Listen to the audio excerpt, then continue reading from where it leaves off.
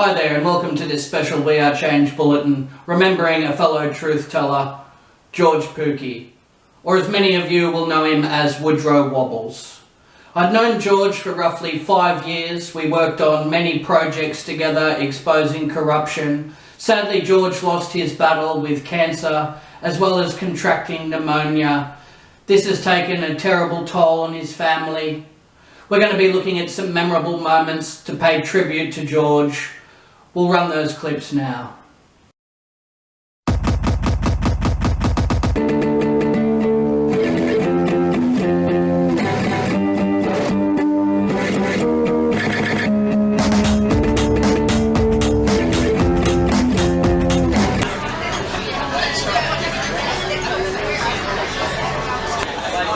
Alright guys, we've got 20 minutes left. Enjoy yourselves. I'm here with George Pouki. George has cured his cancer with cannabis oil. He's got a remarkable story to share with us. Thank you for joining us. You're welcome, mate. If you could elaborate on your medical history and the progress that you've made, please. Okay, about 3 years ago I was diagnosed with terminal stage 4 lung cancer. Frightening. Yeah, it was at the time. A big tumour about the size of a tennis ball was found in the upper lobe of my right lung. I didn't really want to have chemo because I knew all about the dangers of chemo. That's understandable. They kill an enormous amount of healthy cells in the process, don't they? Well, when you do the research, chemo has an overall success rate of less than 3%. But despite even knowing all that, because of family pressures, I buckled. And I did go and have chemo. I had 1 week of a scheduled 10-week course. But after 1 week, I knew I wasn't going to last another 2 months. I wasn't going to That was evident. Yeah, that's how sick I felt. Like after 1 week of it, all the veins in my arm became hard and lumpy. Shocking. My hair was coming out, by the handful. Nightmare. Yeah, I was driving the porcelain bus, like 3-4 times a day. And that's when I decided, no, bugger this. I know how to fix myself using cannabis oil. That was the answer. answer. A few other things like B17. Yes. Changing my diet completely to take foods that would help my body into an alkaline state. Alkalinity was very important. It is, because cancer thrives in an acidic environment. That's correct. So yeah, I started my own treatment. After 57 days, I think it was, I had my first CT scan. Yep. And had an 80% reduction in the size of the tumour. Wow. Hear that, folks? It was huge. So I kept going on what I was doing.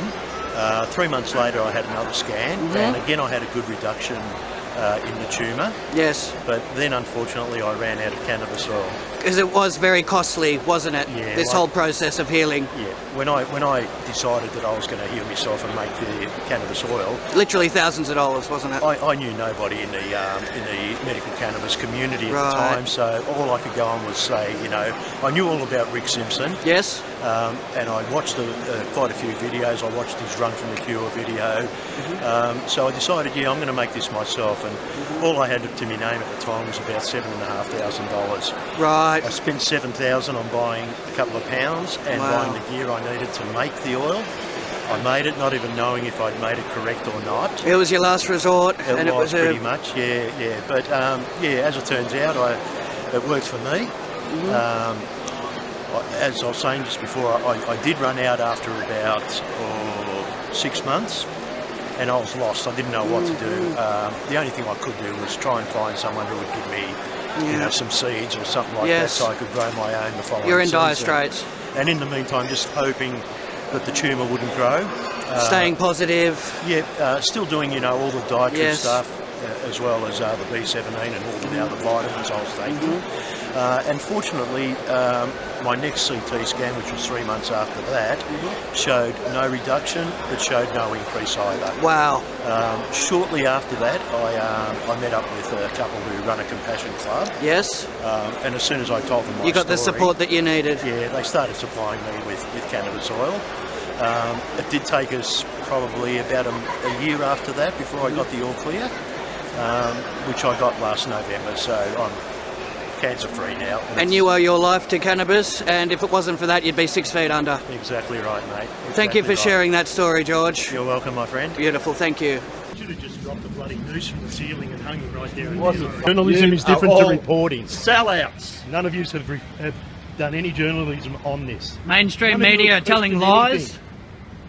As a journalist, do you think you should question anything? You don't. You just report what you're told to report. Exactly right. Do you guys work for a website or? Yeah. The public deserve honesty and not lies. You'd all be ashamed of yourselves. You should be ashamed of yourself. Don't touch me, you crap thing. We Are Change wishes George's family well and hope all the best comes their way in future. I hope everybody shows their respect throughout this grieving process. George's legacy will remain as a brave truth teller and cannabis warrior, helping himself heal and others as well in the process. Thank you for watching this presentation.